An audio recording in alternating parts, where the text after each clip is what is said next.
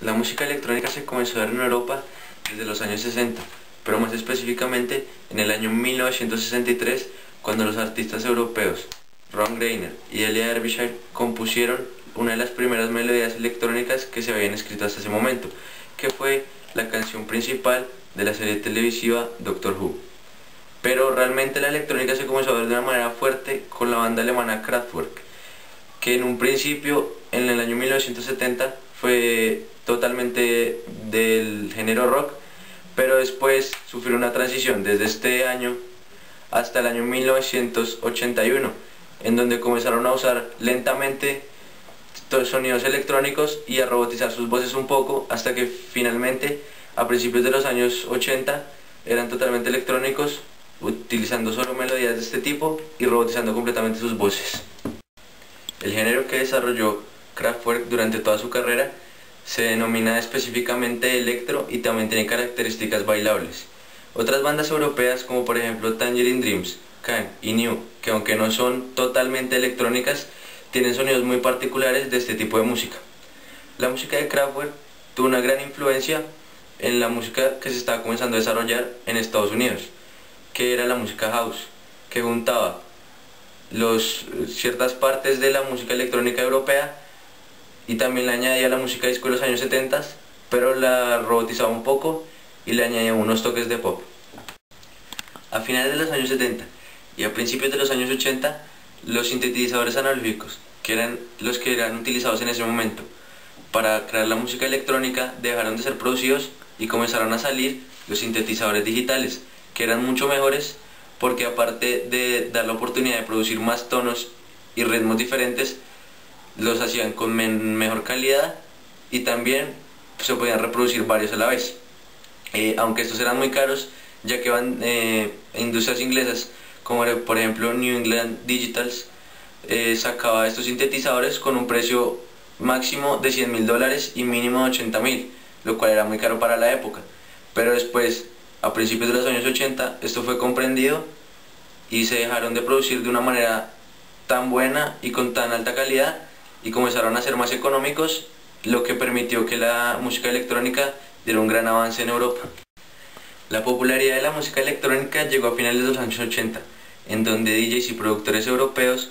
comenzaron a producir canciones de techno, que era principalmente la fusión entre la música electrónica europea ya existente y diferentes ramas del pop, como por ejemplo el electropop de bandas como Depeche Mode, y al hacer esto dejó otros subgéneros como por ejemplo el trance y el dance europeo en el mundo. En los años 90 la música electrónica conquistó prácticamente todo el mundo, con el nacimiento de nuevos géneros como por ejemplo el jungle inglés, que es la mezcla entre música caribeña, música tradicional mexicana y la música electrónica. También otros géneros como por ejemplo el tribal, que es una mezcla entre los ritmos tribales africanos y sudamericanos con la música electrónica.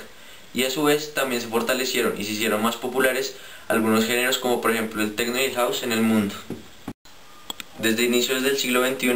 la música electrónica avanzó de una manera muy rápida y acelerada, como por ejemplo lo prueban artistas europeos, como por ejemplo los franceses David Guetta y Bob Sinclair, los holandeses DJ Tiesto y Armin van Buuren, los alemanes Paul von Dyk y el grupo TBS,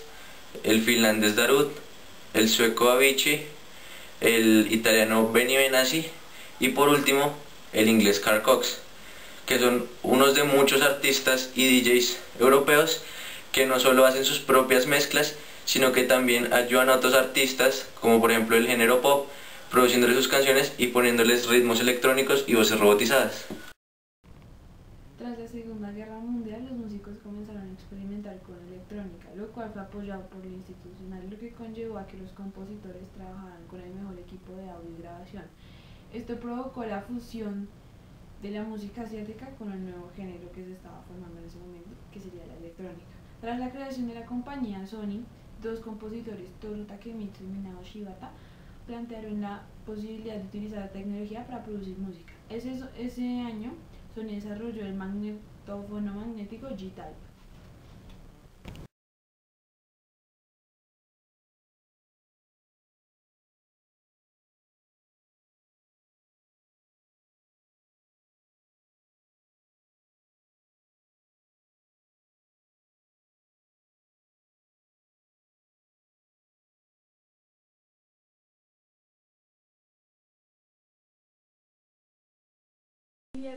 La habilidad de grabar sonidos suele relacionarse con la producción de la música electrónica. Está bien, no viene absolutamente necesario para ello. El primer dispositivo conocido capaz de grabar sonidos fue el fonautógrafo, que fue patentado en 1857 por Edward Leon Scott, y este era capaz de grabar visualmente sonidos, pero no era capaz de reproducirlos de nuevo. En 1878, Thomas Alva Edison patentó el fonógrafo, que utilizaba cilindros similares al aparato de Scott. Aunque se siguieron utilizando los cilindros durante algún tiempo, Emil Berliner desarrolló el fonógrafo de disco en 1887, 9 años después. En 1907, justo un año después de la invención del triodo Audion, Ferruccio Busoni publicó Esbozo de una nueva estética de la música, que trataba sobre el uso tanto de las fuentes eléctricas como obras en la música del futuro. En Italia, el futurismo se acercó a la estética musical en transformación desde un ángulo diferente. Una idea fuerza de la filosofía futurista era la de valorar el ruido, así como dotar de valor artístico y expresivo a ciertos sonidos anteriormente que no habían sido considerados siquiera remotamente como musicales. El 11 de marzo de 1913, el futurista Luigi Russolo publicó su manifiesto El arte de los ruidos, y en 1914 organizó el primer concierto de El arte de los ruidos en Milán. Desde alrededor de 1900 se utilizaba el magnetófono, de alambre magnético de baja fidelidad, y a comienzos de los años 1930 la industria cinematográfica comenzó a convertirse en los nuevos sistemas de grabación de sonido ópticos basados en células fotoeléctricas. Durante la Segunda Guerra Mundial, Walter Weber redescubrió y aplicó la técnica AC/Díaz, que incrementó dramáticamente la fidelidad de las grabaciones magnéticas al añadir una frecuencia de alta inaudible. Extendió en 1941 la curva de frecuencia del magnetófono. En la canción llamada Pursuit of Happiness de Kid Cudi podemos ver los diferentes tipos de daisies, como lo son poco a poco, tener un éxito o mano en el volante, que son las elipsis, las verdes claras, las azules claras, asociaciones como gritando, dolor o soñar. Las verdes claras son las referencias intratextuales, como son no me importa, estoy haciendo lo mío, mirando adelante sin voltear de nuevo. Lo rojo, como podemos ver, es el tema de la canción, que estoy en busca de la felicidad. Las negras o grises son las repeticiones, como sueños, terrores nocturnos. Y las verdes oscuras son es la oración temática, que sé que no todo lo que brilla no siempre es oro. Y el subtema, que podemos verlo en azul oscuro, que es oye, voy a estar bien una vez que lo consiga, voy a ser bueno.